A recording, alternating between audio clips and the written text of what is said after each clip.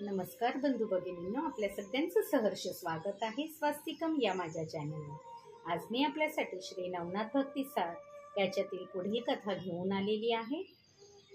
चला तर मग सुरुवात करूया। त्याच्या आधी आपण नैवेद्य अर्पण करूया।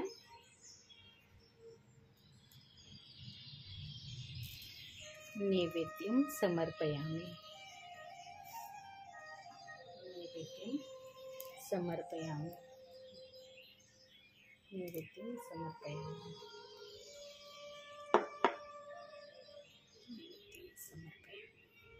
नैवेद्यम समर्पयामि।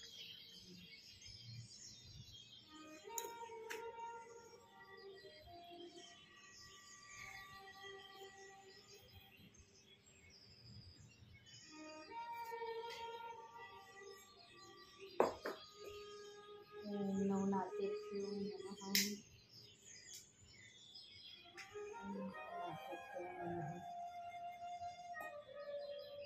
ओम नवनाथेभ्यो नमः।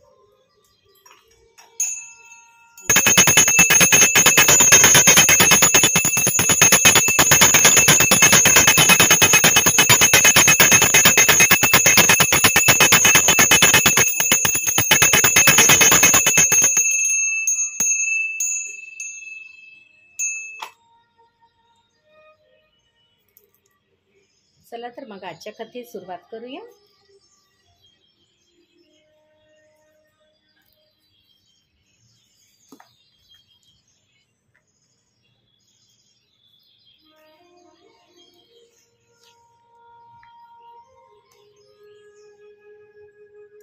अध्याय 33। श्री गणेशाय नमः। श्री सरस्वतीभ्यो नमः।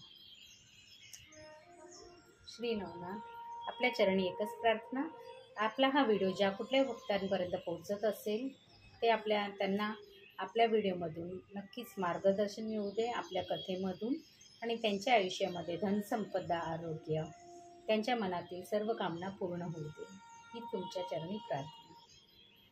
ओम चैतन्य नवनाथेभ्यो नमो नमः। अध्याय 33। गोरक्ष माणिक भेट, चौरंगीचा उद्धार, मच्छिंद्र देहासाठी वीरभद्रांशी युद्ध। श्री गणेशाय नमः। मच्छिंद्रनाथांच्या अनुमतीने प्रयाग क्षेत्राहून निघालेले गोरक्ष नाना तीर्थचे भ्रमण करत करत गोदावरीच्या काठावर वसलेल्या भामन नगरास गेले। तहानभुकेने व्याकुळ होऊन ते एका शेतापाशी आले। तेथे माणिक नावाचे 10 वर्षाचे कृषक पुत्र काम करत होते। मध्यान्ह समयी हातपाय धुवून ते एका झाडाखाली भोजनास बसले। गोरक्षांनी तेथे जाऊन भिक्षा मागितली असता त्यांनी स्वतःसाठी पत्रावळीवर वाढलेले सर्व अन्न त्यांच्या स्वाधीन केले व पिण्यासाठी गार पाण्याचे मडकेही दिले। ते सर्व खाऊन नाथजींनी तृप्तीचा ढेकर दिला। त्यावेळी त्या लहानग्या कृषक पुत्रांचे प्रेमळ आदरातिथ्य पाहून त्यांना त्यांच्यावर कृपाप्रसाद करावा असे वाटले। त्यांनी त्यांना नाव विचारले असता ते म्हणाले, महाराज, आपले काम झाले ना, आता नावागावाची चौकशी कशाला? तुम्ही आपल्या वाटेने जा। ते विचित्र उत्तर ऐकून त्यांना मौज वाटली। ते म्हणाले, तुम्ही स्वतः न जेवता मला दिले म्हणून मी प्रसन्न झालो आहे। तरी तुमची एखादी इच्छा असेल तर मला सांगा, मी ती नक्की पूर्ण करेन। यावर ते म्हणाले, तुम्ही पोटासाठी दारोदार हिंडता, तुम्ही मला काय देणार? त्यापेक्षा तुम्हीच काहीतरी मागून घ्या आणि रस्ता सुधारा। तेव्हा गोरक्षांनी विचार केला, या बिचाऱ्या अड्याण्यांना काय मागावे तेही कळत नसेल तर तुम्हाला जे करावेसे वाटेल ते न करण्याचे मला वचन द्या।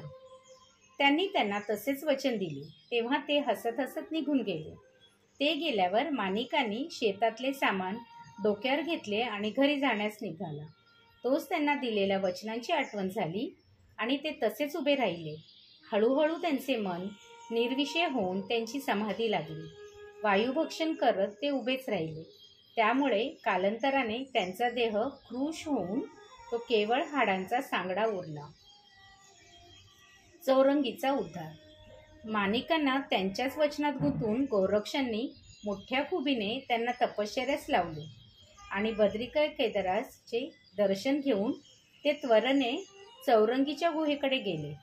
तेथे त्यांना सर्वांग वारुळाने पेष्टून टाकलेला अस्थिपंजर चौरंगी स्वतःला विसरून शिळेकडे दृष्टी लावून तपश्चर्या करत असलेला दिसला. ते पाहून ते हळहळले. त्यांनी त्यांच्या अंगावरील वारूळ दूर केले. तेव्हा त्यांना तपोबलाने नवीन हातपाय आलेले पाहून त्यांना अतिशय आनंद झाला. त्यांच्या साधनेविषयी धन्योद्गार काढून त्यांनी त्यांना सावध केले आणि गुहेबाहेर आणून कृपादृष्टीने पाहिले. तेव्हा त्यांच्या अंगात पुन्हा बळ आले. गुरुदेव, आज मी सनाथ झालो असे म्हणून त्यांनी नाथजींना वंदन केले. त्यांनीही त्यांच्या खाण्यापिण्याची चौकशी केली. तेव्हा त्यांनी त्याबद्दल मला काहीच सांगता येणार नाही असे उत्तर दिले. ते ऐकून गोरक्षांना मोठे आश्चर्य वाटले. त्यांनी चामुंडेला विचारले असता ती म्हणाली, तुमच्या आज्ञेनुसार मी रोज ताजी फळे आणून ठेवत होते, पण शिळेकडे लक्ष असल्याचे चौरंगीने त्यांच्याकडे ढुंकूनही पाहिले नाही. आपले म्हणणे खरे असल्याचे दाखवण्यासाठी तिने त्यांना फळाचे ढीगही दाखवले. ते पाहून नाथजींना त्यांच्याबद्दल अधिकच आदर वाटला.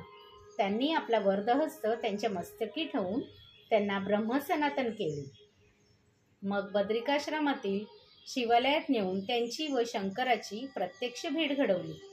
त्यानंतरच्या 6 महिन्यात सर्व प्रकारच्या विद्या शिकून त्यांना देवतांकडून वरदानेही मिळवून दिली. त्यानंतर ते दोघे कौंडिण्यपुराणास गेले. तेथे गोरक्षांनी चौरंगींना त्यांच्यावर अत्याचार करणाऱ्या त्यांच्या पित्याला म्हणजेच शशांकराला धडा शिकवण्यास सांगितला. तेव्हा त्यांनी वातास्त्राच्या साहाय्याने वादळ निर्माण करून त्यांचे विस्तीर्ण उपवन उद्ध्वस्त केले आणि तेथे काम करणाऱ्या शेकडो माळ्यांना व रक्षकांना आकाशात भिरकावून खाली आदळले. हा प्रकार राजाला कळताच त्याने दूत धाडून त्वरेने चौकशी केली. त्यांनी त्याला उपवनाजवळील पानवट्यावर 2 महाप्रतापी व तेजस्वी जती आढळलेले सांगितले. ते मच्छिंद्र व गोरक्ष असावे असा विचार करून तो आपल्या सैन्यासह त्यांना भेटायला गेला. तेव्हा चौरंगींना त्या सर्वांनाच आकाशात उडवून लावले. प्राणभयाने कासावीस झालेली ती मंडळी त्यांची प्रार्थना करू लागली. तेव्हा गोरक्षांच्या सूचनेवरून त्यांनी पर्वतास्त्राच्या साहाय्याने त्यांना खाली उतरवले. तेव्हा चौरंगी हे आपले पुत्र कृष्णागर असल्याचे कळताच त्यांनी त्यांना हृदयाशी धरले आणि गोरक्षांनाही वंदन केले. मग चौरंगींनी त्याला राणी भुजवंतीचे पूर्व कारस्थान सांगताच त्यांनी घडलेल्या अपराधाबद्दल त्यांची क्षमा मागितली आणि त्या दोघांना सन्मानाने घरी नेले. तिथे भुजावंतीला पादत्राणांनी मारून हाकलून दिले आणि त्या दोघांचे महिनाभर उत्तम आदरातिथ्य केले. त्यांचा निरोप घेताना गोरक्षांनी त्याला दुसरे लग्न करण्यास सांगितले आणि चौरंगीसह पुढील यात्रेस निघाले. मच्छिंद्र देहासाठी वीरभद्रांशी युद्ध. सर्वप्रथम ते प्रयागास गेले.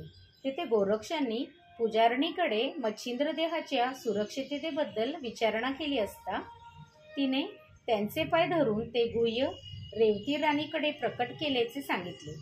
ते ऐकून त्यांना धक्का बसलेल्या नाथजींनी विवर उडू पाहिले असता त्यामध्ये त्यांचा देह दिसला नाही. म्हणून त्यांनी पुजारणीला रेवती राणीकडे चौकशीसाठी पाठविले असता तिने त्या देहाचे असंख्य तुकडे करून अरण्यात विखरून टाकलेले सांगितले. तो प्रकार कळताच गोरक्षांनी तिला शासन करण्याचे ठरविले, पण ती गुरुपत्नी असल्यामुळे ते गप्प बसले. मग त्यांनी चौरंगींना स्वतःच्या देहरक्षणासाठी ठेवले आणि सूक्ष्म रूपाने सर्वत्र कसून शोध घेतला.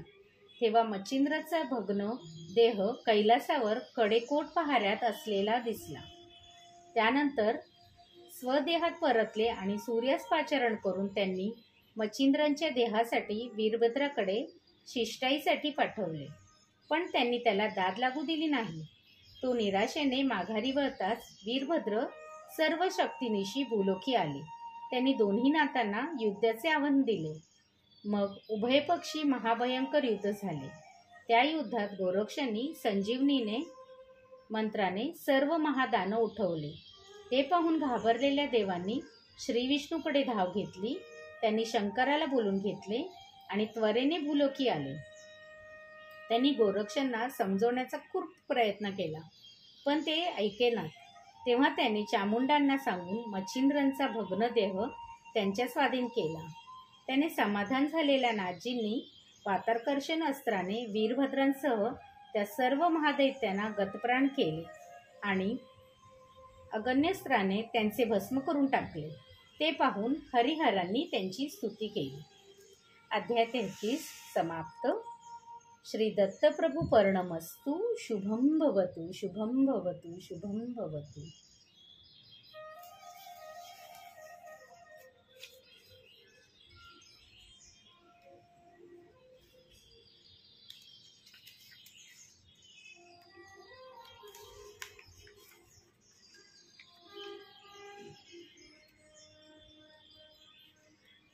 ओम चैतन्य नवनाथेभ्यो नमः.